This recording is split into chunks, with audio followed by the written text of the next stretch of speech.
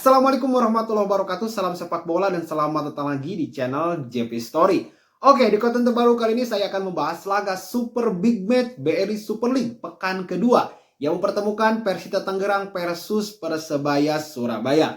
Jujur saja, laga ini tidak boleh kita lewatkan begitu saja. Karena baik Persita maupun Persebaya Surabaya itu sama-sama butuh kemenangan untuk meningkatkan kepercayaan diri mereka berlaga di BRI Super League musim 2025-2026.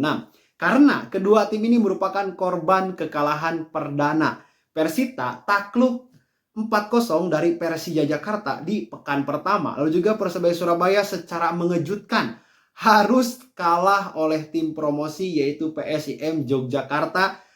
Itu pun kalahnya di menit akhir. Jadi pertemuan kedua tim ini bukan hanya sebatas pertemuan biasa, tetapi mereka akan sangat tampil habis-habisan demi mendapatkan 3 poin. Karena jujur saja, 3 poin ini akan sangat penting sekali untuk kepercayaan dan mental pemain, baik Persita maupun Persebaya Surabaya. Tetapi Persita di laga ini sedikit diuntungkan ya, karena mereka berperan sebagai tuan rumah. Nah, oke.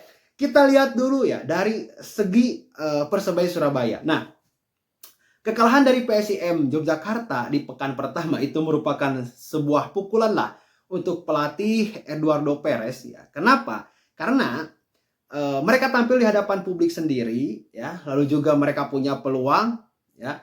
Mereka pun punya kesempatan dan mereka sebenarnya tampil baik, tampil bagus.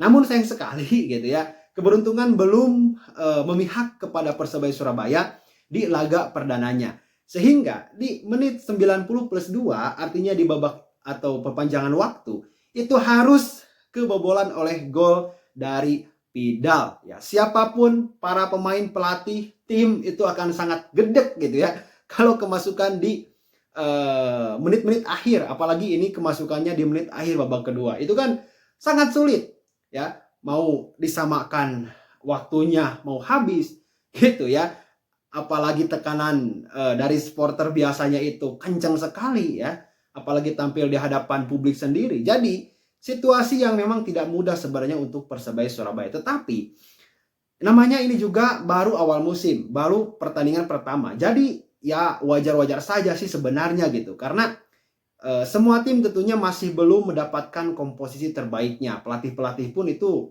masih masih berpikir ya bagaimana taktik yang memang nyaman untuk dipakai, pemainnya seperti apa, ya kan, kombinasinya seperti apa. Jadi para pelatih di awal-awal musim biasanya itu masih ada yang menulis hitam di atas putihnya gitu, ya kan?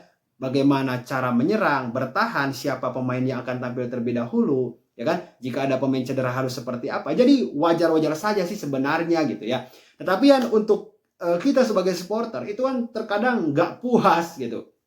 Apalagi harus menyaksikan kekalahan di kandang sendiri. Nah itu menurut saya sebuah pil pahit lah ya untuk para pendukung Persebaya Surabaya. Tetapi ya kita harus tetap semangat ya, karena ya musim masih sangat panjang ya kan, masih banyak waktu, masih banyak hal yang harus kita perbaiki bersama-sama. Nah oke.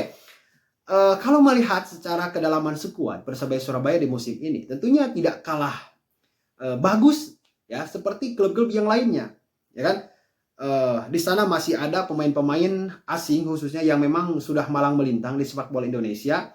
Apalagi Persebaya Surabaya mempertahankan sebagian besar pemain asingnya di musim ini.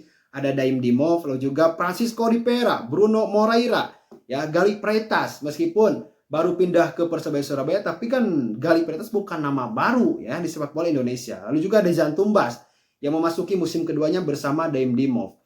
Ya, lalu Persebaya Surabaya pun punya pemain lokal yang berlabel tim nasional Indonesia ya, seperti Tony Firmansyah, Rizky Dwi, Malik Rizaldi, Erando Ari. Ya kan? Ini merupakan kedalaman skuad yang menurut saya ini sangat kaya sekali ya Persebaya Surabaya di musim ini. Beda seperti musim kemarin yang memang Persebaya Surabaya agak sedikit compang-camping sih sebenarnya gitu ya, meskipun mereka bisa finish di 5 besar di akhir musim. Nah, lalu dari segi Persita Tangerang, nah ini agak sedikit berbeda sebenarnya gitu ya, karena Persita Tangerang tampil di laga perdana itu merupakan ujian mental bagi pelatih mereka, yaitu Carlos Peña. Karena Carlos Peña di musim kemarin itu melatih Persija Jakarta, dan sekarang Carlos Peña melatih Persita Tangerang di musim ini. Lalu pertemuan perdananya itu di pekan pertama.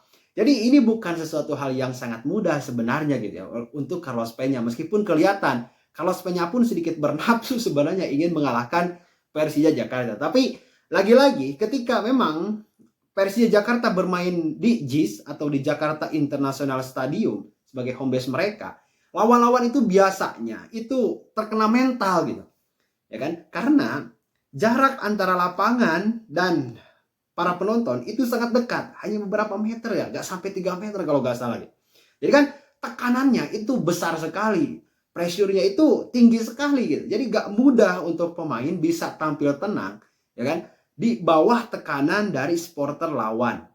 Nah ini yang mengujinya tentu mental para pemain itu sendiri gitu. Pada akhirnya Persita Tangerang harus rela kebobolan 4 gol di babak kedua. Nah ini yang saya katakan bahwa dukungan supporter ini sangat begitu mempengaruhi gitu ya kemampuan pemain di atas lapangan. Contoh lah seperti laga Persita melawan Persija Jakarta ini. Tetapi kalau melihat juga ya di sisi para pemain dari Persita Tangerang ini pun tidak kalah kayanya ya seperti Persebaya Surabaya. Apalagi penjaga gawangnya ini merupakan penjaga gawang yang di musim kemarin jumlah kebobolannya sangat sedikit, yaitu Igor Rodriguez. Lalu juga mereka pun punya pemain yang sangat begitu kuat, yaitu Japlon Gus Sainov, lalu juga Eber Besa ya di musim kemarin membela Bali United meskipun performanya terkadang naik turun, tetapi tetap pemain adalah pemain berbahaya. Selain itu juga Persita Tangerang punya pemain lokal yang menurut saya pun tidak kalah baiknya juga ya, seperti Yardan Yapri, Jack Brown, lalu juga Hoki Caraka, ya kan? Pemain ini adalah pemain tim nasional Indonesia. Jadi saya katakan bahwa secara level pemain baik Persita maupun Persebaya Surabaya itu tidak jauh berbeda, ya kan? Apalagi kalau Peña bersama Persija di musim kemarin kan mencatatkan statistik yang memang tidak kalah baik juga ya di sepak bola Indonesia. Nah untuk prediksi di laga nanti antara Persita Tangerang melawan Persebaya Surabaya, jelas itu akan menjadi laga yang sangat sengit ya, karena kedua tim sama-sama butuh kemenangan ya, tetapi Persita agak sedikit unggul daripada Persebaya Surabaya karena Persita akan bermain di kandangnya sendiri, otomatis secara mental lalu juga secara kepercayaan diri mereka akan lebih unggul. Tetapi Persebaya Surabaya jelas target di musim ini mereka bukan main-main gitu ya, mereka menargetkan juara. Nah jadi kalau ingin juara tentunya Persebaya Surabaya harus mendapatkan 3 poin. Dan ini akan menjadi sesuatu hal yang secara taktik, secara permainan, intensitas akan sangat seru sekali. Makanya kita harus menonton laga ini, kita harus menyaksikan laga ini. Karena laga ini menurut saya akan menjadi laga terbaik di pekan kedua. Nah itu teman-teman, bagaimana pendapat kalian? Silahkan tulis di kolom komentar. Kita berjumpa lagi di konten selanjutnya. Salam sepak bola.